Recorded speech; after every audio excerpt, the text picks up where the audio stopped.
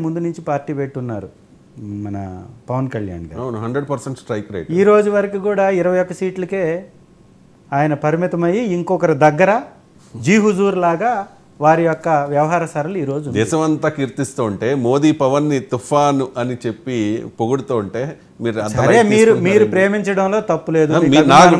నాకు వ్యక్తిగతంగా ప్రేమించాల్సిన అవసరం లేదు. నేనేమంటానంటే ప్రతిపక్షంలో ఉన్నప్పుడు 32,000 మంది బాలికలు అమాయక మహిళలు మిస్సింగ్ అయ్యారన్నారు.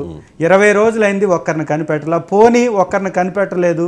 ఇవాళ వారి ప్రభుత్వంలో జరుగుతున్నటువంటి అఘాయిత్యాలు, ఒక చిన్న బిడ్డ మచ్చుమర్రిలో కనపడకుండా పోయింది. ఆ తల్లిదండ్రులను పరామర్శించడానికి 1 గంట టైం లేదు. అంబానీ గారి పెళ్లికి వెళ్ళి రావడానికి మాత్రం బ్రహ్మాండమైనటువంటి టైము, స్పెషల్ ఫ్లైట్లు, బ్రహ్మాండంగా ఉంది. ఉద్దానం కిడ్నీ వ్యాధిగ్రస్తుల గురించి పెద్ద పెద్ద మాటలు మాట్లాడితే వైఎస్ జగన్మోహన్ రెడ్డి గారు మా ప్రభుత్వంలో బ్రహ్మాండమైన హాస్పిటల్ కట్టారు. ఒక్క మాట కీర్తిస్తూ ఒక్క మాట మాట్లాడలేనటువంటి పరిస్థితిలో వారు నెట్టబోయబడ్డారు. ఇవాళ ఇసుక మీద కుంభకోణాల గురించి బయటకు వస్తుంటే ఒక్క మాట మాట్లాడలేనటువంటి పరిస్థితిలో ఉన్నారు. ఎందుకు ఇలాంటి సందర్భం వచ్చింది అంటే స్వతహాగా సొంతంగా 175 నియోజకవర్గాల్లో పోటీ చేయలేక, ఆ పార్టీని ముందుకు నడపలేక ఇంకొకరి సపోర్ట్ తోటి గెలిచారు. మేము కాదనట్లేదు, గౌరవిస్తున్నాం. కానీ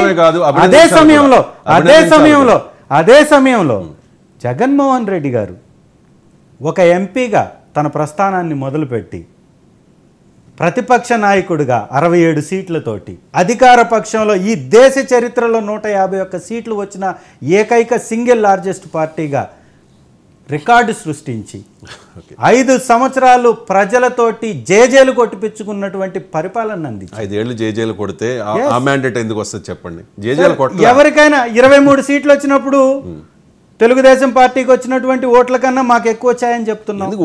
చూడరు మీరు, సీట్లు వస్తాయి సార్, మరొకసారి వస్తాయి. అంటే 5 ఏళ్ళు వెయిట్ చేయాలి కదా. జగన్మోహన్ రెడ్డి గారు చెప్తున్నారు మీరు ఇలా సహజమే, కళ్ళు మూసుకుని తెరవండి 5 ఏళ్ళు గడిచిపోతాయి అని చెప్పి ఏదో మీ నాయకుల్లో భరోసా నింపే ప్రయత్నం చేస్తూ ఉన్నారు. పోరాటంతో మొదలైనటువంటి పార్టీ మాది. ఖచ్చితంగా పోరాటం చేస్తాం, మళ్ళీ గెలుస్తాం. ఈ 5 ఏళ్ల పాటు మీకు ఇబ్బందులు ఉండవా?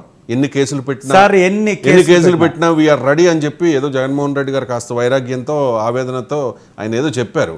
బట్ ఓకే, జగన్మోహన్ రెడ్డి గారికి ఆయనకు ఉండే ఇబ్బందులు ఉండొచ్చు. నాకున్న సమాచారం మేరకు ఆల్రెడీ A3గా పెట్టారు కాబట్టి రఘురామకృష్ణరాజు కేసులో ఆయన త్వరలో అరెస్ట్ చేస్తారని చెప్పేసి రకరకాల ప్రచారాలు జరుగుతూ ఉన్నాయి. ఒకవేళ జగన్ అరెస్ట్ అయితే మీ పరిస్థితి ఏంటి చెప్పండి? ఏముండదు సార్, ఖచ్చితంగా జగన్మోహన్ రెడ్డి గారిని అరెస్ట్ చేసేటటువంటి పరిస్థితి ఉండదు. ఎందుకు ఉండదు?